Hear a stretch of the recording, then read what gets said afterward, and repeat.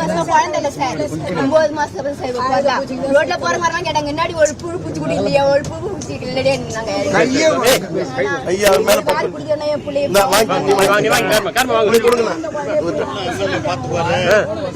யார் தப்பு பண்ணிருந்தாலும் கண்டிப்பா இல்ல நம்ம நடவடிக்கை வந்து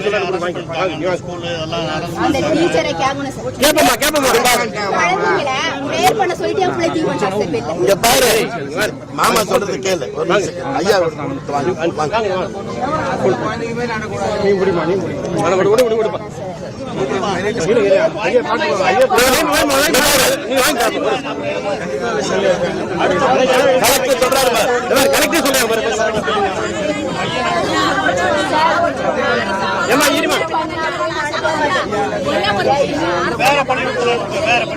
நான் பேசுகிறேன்.